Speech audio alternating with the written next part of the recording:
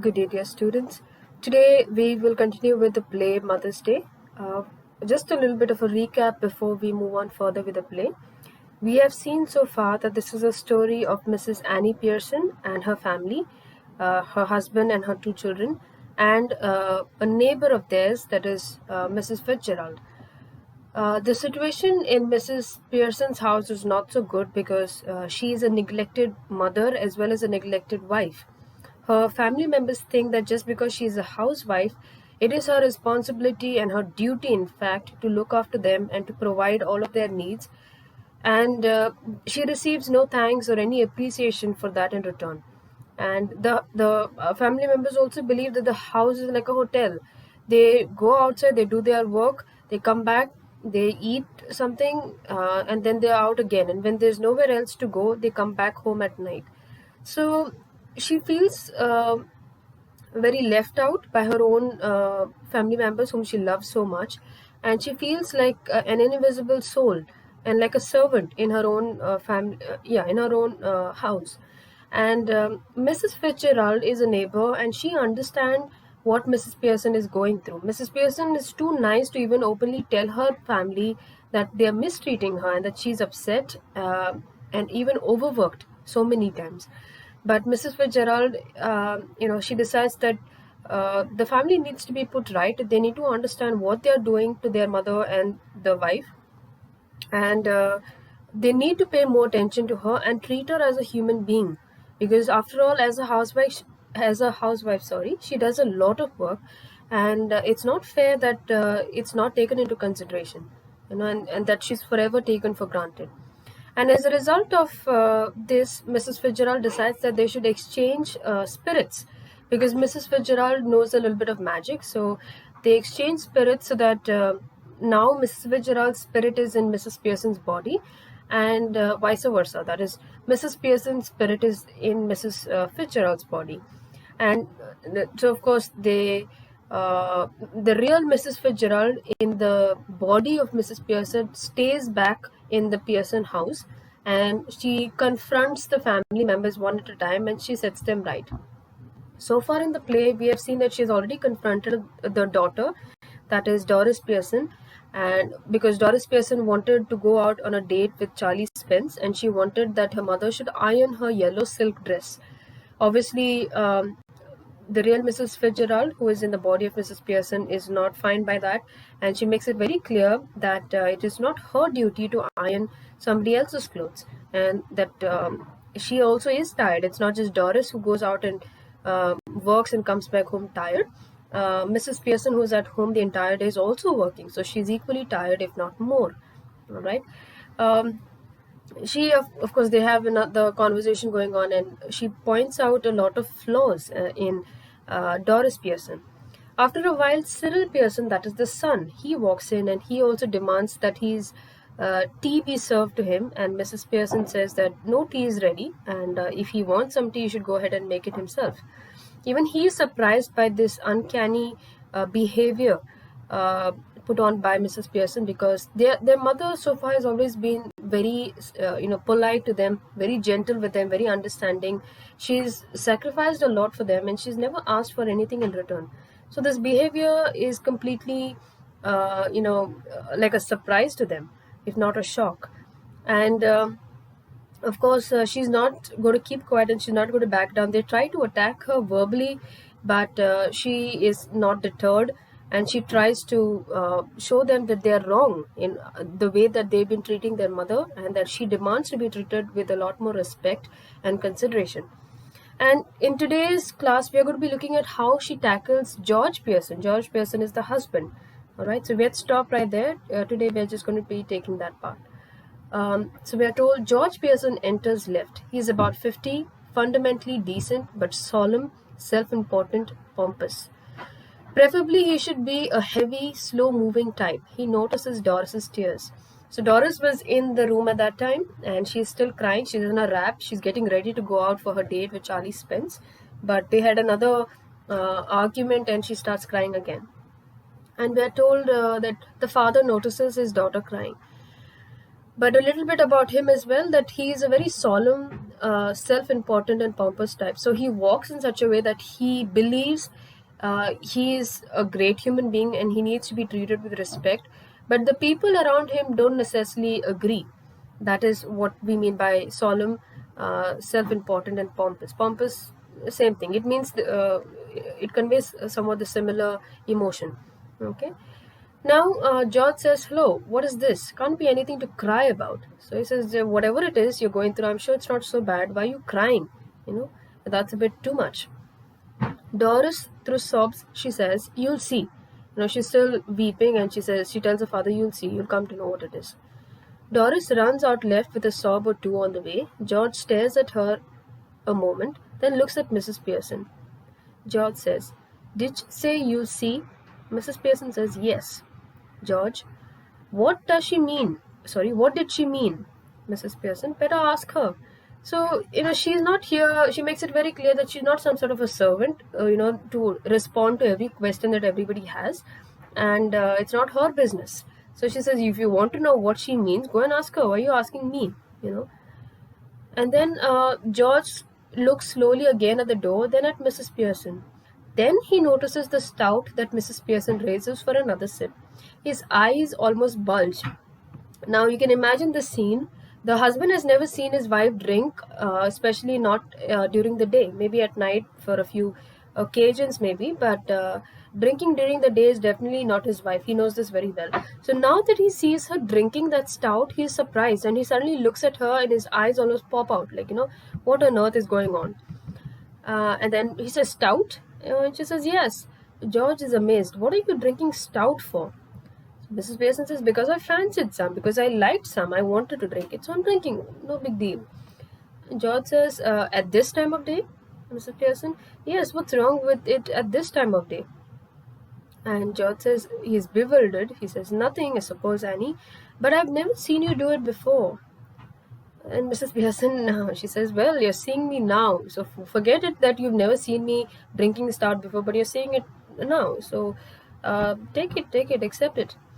So George says, George with heavy distaste. So he's not happy that his wife is back answering him, and also that she's drinking during the day, because how dare she? She is somebody's wife. She should be behaving in a lot more responsible manner, and this is not responsible manner to be drinking during the day. And he says, "Yes, I'm seeing it, but I don't like it. It doesn't look right. I'm surprised at you." He says, "You should know better.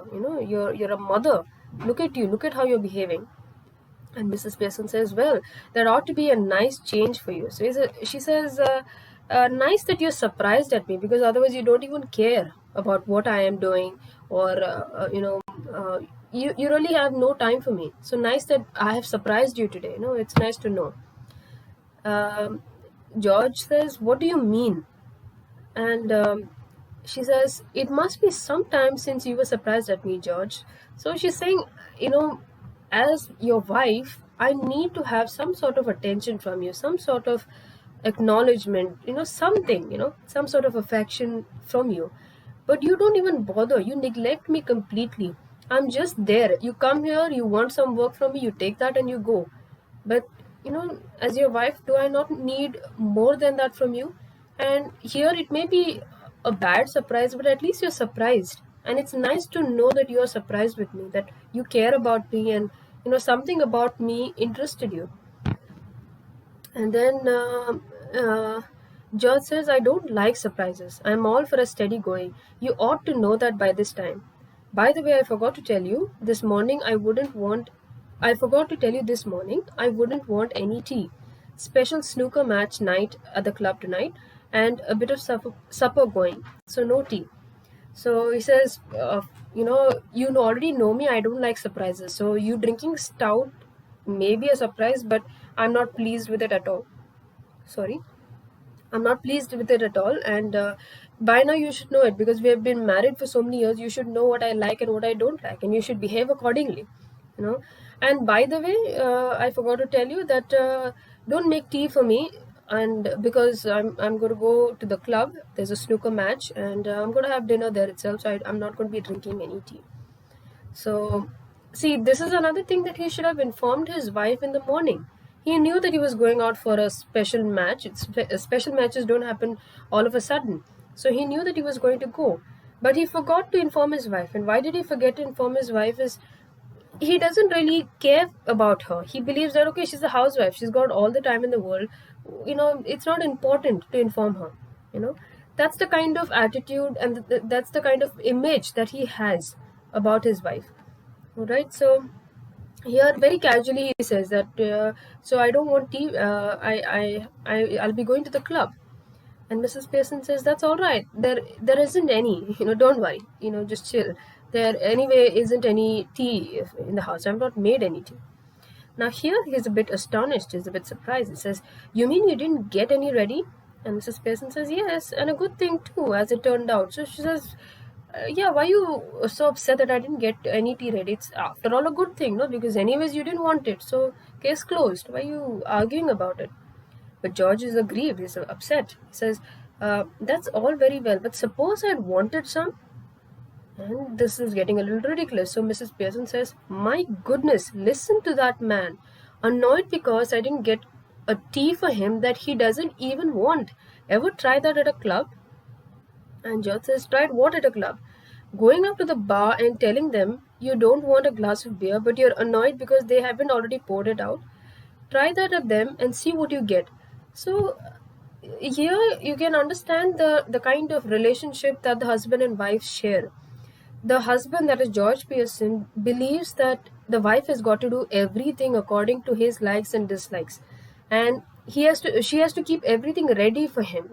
There should be no change in routine or no surprises at all during the day. Everything should go very comfortably and as per usual, as per routine. Okay, so here also he feels that just because his wife has not prepared the tea for him, that means she has failed in her duties somewhere, and he is not happy about it. Okay, and here Mrs. Pearson, that is the real Mrs. Fitzgerald, she tries to show him. She says, see, this whole idea that you have is not fair because it works only in the house. Go anywhere else and try to do the same thing and let's see whether anybody entertains you. It's very silly that you will be upset about something that you didn't even need in the first place. So how dare you come and tell me? Why should I be treated so poorly, whereas everywhere else you know how to behave? You know how to treat them, whether or not they do things as per your liking or not. So why should things be any different here at home? Just because I'm a housewife? Just because I'm your wife? That's the kind of question that she's trying to ask him. And then that's why she compares it. She says, try the same behavior you're doing right now. Go to the club and do it, and let's see if anybody entertains you. Now, George, he says, I don't know what you're talking about. He says, I really don't know. And then Mrs. Pearson, she says, they'd laugh at you even more than they do now. She says, as it is, they laugh at you. That's the point she's making. As it is, they laugh at you. But if you do something like this, what you've just done at home, if you do it in the club, they'll laugh at you even more. And here, George is indignant again. He's angry. He says, laugh at me? They don't laugh at me. So what are you trying to say? They laugh at me? Because you just said they will laugh at you even more than they do right now. So are you trying to say they laugh at me? You're talking nonsense. They don't laugh at me. And Mrs. Pearson said, remember, this is not the real Mrs. Pearson. This is Mrs. Fitzgerald. So obviously she has heard stories from her husband or from some neighbor or the other. So she knows a lot more about George Pearson than the real Annie Pearson or the real Mrs. Pearson. So she's taking it all out on him. She says, of course they do. People in the club that you go to every single day, those people themselves laugh at you. And what does she say? You ought to have found that out by this time. Anybody else would have done. She says, you're so stupid that they've been laughing at you for so many years, you don't even know about it. By now, at least you should have learned about it. But, you don't even know about it. Then she says, you're one of their standing jokes, famous. They call you Pompey Ompy Pearson because they think you're so slow and pompous. So she says, they are one, you are one of their standing jokes. Everybody likes this joke. It's just one of the best jokes that they have in the club. And they make so much of fun of you, and they even call you names. They call you Pompey Ompy Pearson because you're so pompous, you're so proud, and so, a man who gives so much of self-importance. So because of that nature of yours, you're so slow. You believe in this dignity. You believe that you deserve to be treated importantly, but nobody else believes in that. Because of that nature of yours, they make fun of you. And obviously, George Pearson has no idea about this. He is really, because he's really very pompous. Otherwise, he would have known about this. But here we have George is horrified. He is because this is news to him. He says never. They don't know it, And obviously, what do you know? You're a housewife. You're forever in the house. What do you know? So Mrs. Pearson says it's always beaten me why you should want to spend so much time at a place where they're always laughing at you behind your back and calling you names, leaving your wife at home night after night, instead of going out with her who doesn't make you look like a fool. And this is the message that Mrs. Fitzgerald really wants to give George Pearson. She wants to tell him, your wife, that is the real Annie Pearson, she may be a housewife, but she really loves you. And the whole world may make fun of you, but she will never make a fool of you. She will never make you look very stupid the way the rest of the world does. So, why do you spend so much of time with those people in the club who make fun of you? And why do you neglect that one person who loves you so much and who will never make you look like a fool? This is, I can't understand you, she says. You know, um, and then we're told Cyril enters right with a glass of milk in one hand and a thick slice of cake in the other. George, almost dazed, turns to him appealingly. Now, if you remember about Cyril, you'll remember he wanted tea and his mother said that she's not making any tea. So he said that he will go and get something to drink. So he doesn't know to make tea. The best he can get is a glass of milk. So he gets that glass of milk and a thick slice of cake, and he's eating that and drinking the milk. And the father looks at him. The father's a little bit of in a state of a shock because he got the news of the Pompey Pearson nickname. So he's almost like he's not conscious of what is happening around him. He's in a daze, and he just turns to Cyril because Cyril also goes to the same club. So he wants to verify whether whatever Mrs. Pearson has just said is actually true and whether the people at the club really make fun of him. Because if they do make fun of him and he has not known about it all this while, then how shameful, how humiliating. Okay. So George, he says, here, Cyril, you've been with me to the club once or twice. They don't laugh at me and call me Pompey Pearson, do they? Now, Cyril is embarrassed and he hesitates. Now, a lot of body language here. So, in the way that Cyril reacts, he can come to know that the news is actually true. They do call him Pompey Pearson in the club. So, he angrily says, go on, tell me, do they? Says, the father says, don't keep quiet. You're confusing me. Tell me openly. Do they really do this? Do they really call me Pompey Pearson? And Cyril is embarrassed. He is mortified. And he says, yes, yes, Dad, I'm afraid they do. He says, I didn't want to tell you. It's not nice to be telling you as your son, but it's actually true. They do make fun of you and they do call you names.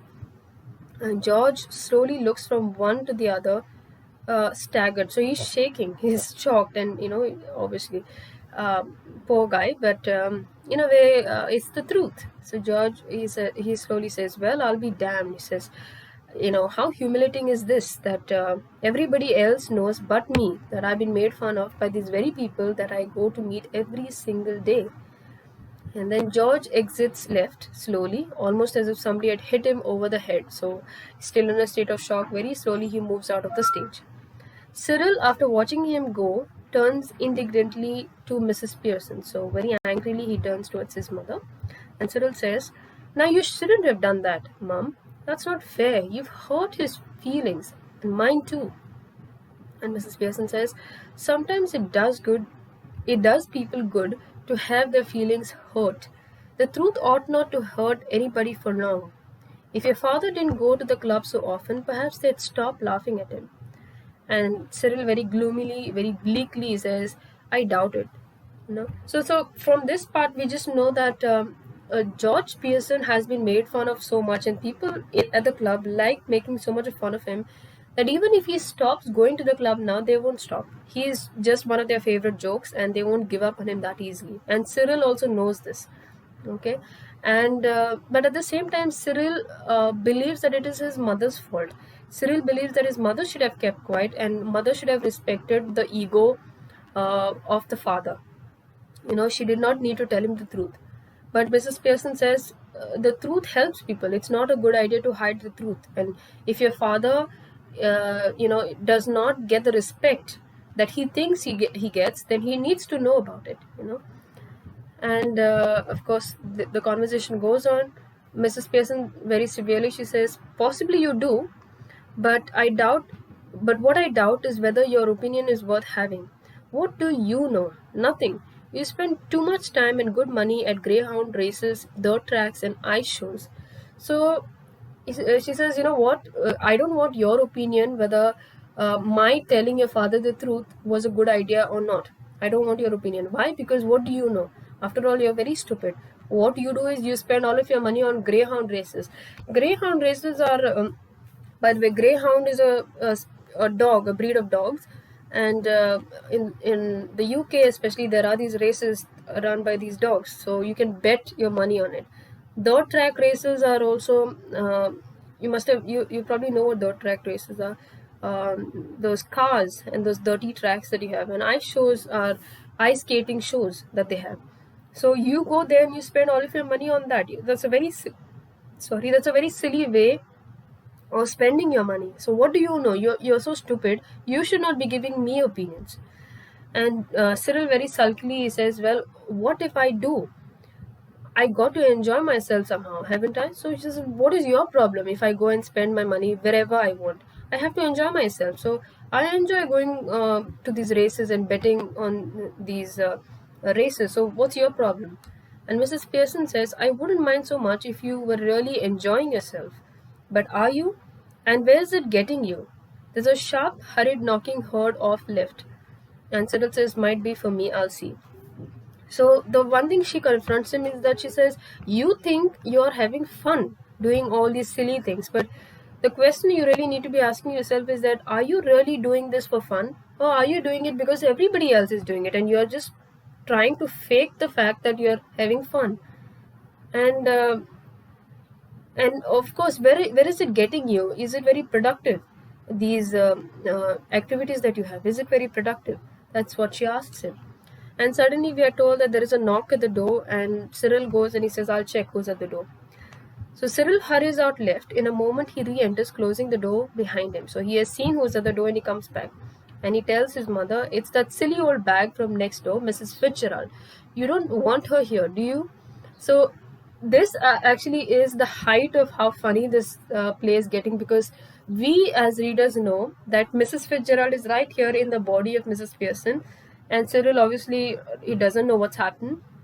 So very innocently he's telling what he assumes to be his mother, that it's that silly old bag from next door. So he's calling Mrs. Fitzgerald a silly old bag in her own presence, and he says, do you want her, or I can just tell her to move away and not come back, not come into our house? And Mrs. Pearson obviously is insulted. She very sharply, she says, certainly I do. Ask her in. And don't call her a silly old bag either. She's a very nice woman with a lot more sense than you'll ever have. And she admonishes him right there. She says, don't you ever call her a silly old bag. She's not silly and she's not old also. She's a very nice woman and she has a lot more sense than you will ever have. So just call her in and you go away from here. So Cyril exits left. Mrs. Pearson finishes her stout, smacking her lips.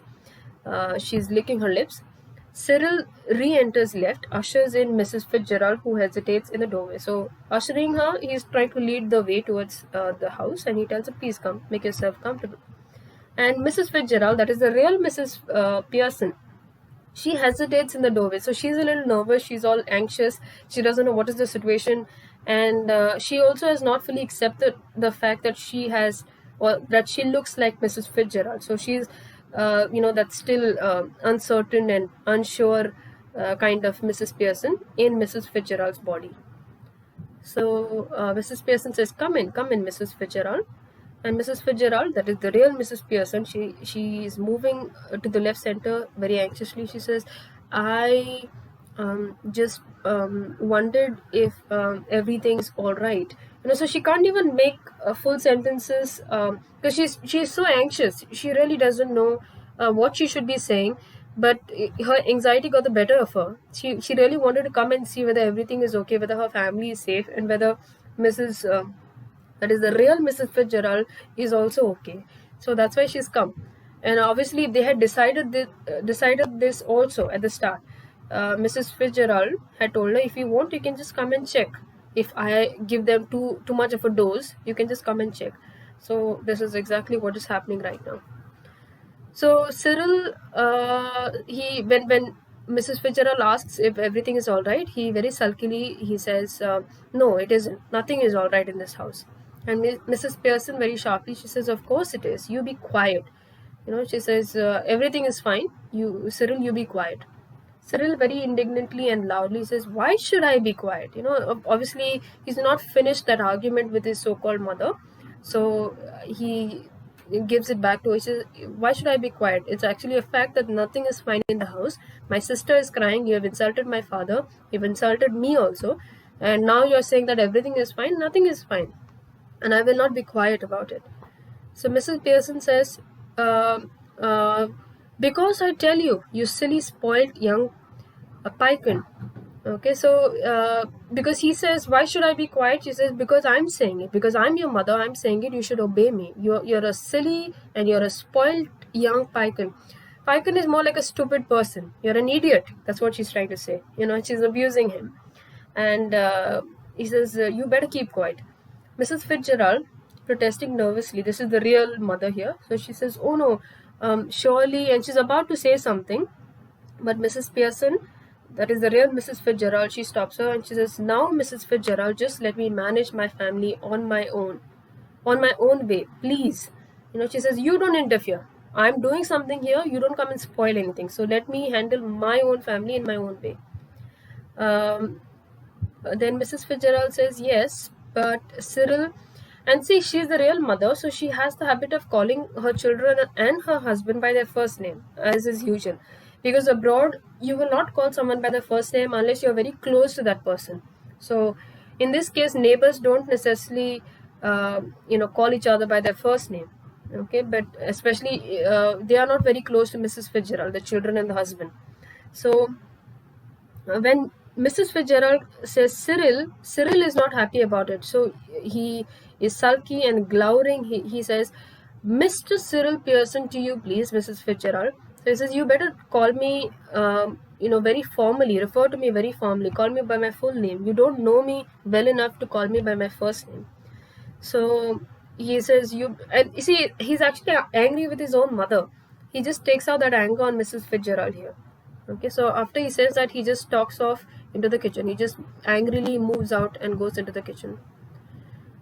Mrs. Fitzgerald moving to the settee and whispering, and she goes to the sofa and she starts whispering. She says, "Oh dear, what's happening?" So she wants to know from the real Mrs. Fitzgerald what is really happening. And the real Mrs. Fitzgerald, who is in the body of Mrs. Pearson, she says very calmly, "Nothing much, just putting them in their places, that's all. Doing what you ought to have done long since." She says, "Don't worry. It looks messy, but the job is being done. I'm putting all of them in their places, so they're not happy about it. But don't worry, I'm doing a good job." Mrs. Fitzgerald says, "Is George home?" And she sits beside Mrs. Pearson on the settee. Mrs. Pearson says, "Yes, I've been telling him about what they think of him at the club." And Mrs. Fitzgerald says, "Well, they think a lot of him, don't they?"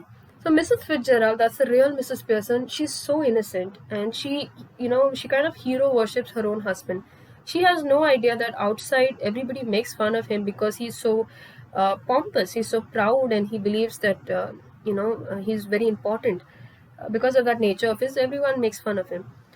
So she thinks that even at the club, everyone must like him, because that's how he behaves at home also. But Mrs. Fitzgerald, the real Mrs. Fitzgerald, she makes it very clear to him that that's not the case. And then she says, "No, they don't." And now he knows it. So she makes it very clear that she has told George Pearson the truth about how people treat him at the club. So Mrs. Fitzgerald is upset about it. So she's very nervous. She says, "Oh dear, I wish you hadn't, Mrs. Fitzgerald." She says, "Even if you knew the truth, I wish you had not told it to my husband that he's not appreciated at the club." Because that's what she would have done. That's what the real Annie Pearson would have done. She would have protected him. She wouldn't have told him the truth even if she had known it. So obviously, Mrs. Fitzgerald, the real Mrs. Fitzgerald, is not like that. And Mrs. Pearson, that is the real Mrs. Fitzgerald, she says, nonsense. Doing them all a world of good, and they'll be eating out of your hands soon. You'll see. She says, you don't worry. Whatever I'm doing something really good here. And very soon they will be eating out of your hand. That means they will be under your control. So you will see whatever I'm doing, it will bear fruit. And Mrs. Fitzgerald says, I don't want them eating out of my hand. So I don't want them to be under my control. I love them, and I don't want to control the people I love. But Mrs. Pearson, very impatiently, she says, well, whatever you want, they'll be doing it. All three of them. Mark my words, Mrs. Pearson. And so this is what she says. She says, I don't care what you want, but they are going to listen to you, and things will change from this day forward. I have spoken to all of them, and you will see the results very soon. Okay. We will stop here for today's class, and in tomorrow's class we will see what happens at the end of the play, whether Mrs. Pearson's, that is the real Mrs. Fitzgerald's trick here works, and whether she has managed to put the Pearson family right, and whether she has managed to earn Mrs. Annie Pearson, the real Mrs. Annie Pearson, the right place in her own family. Okay, we will stop right here. Thank you.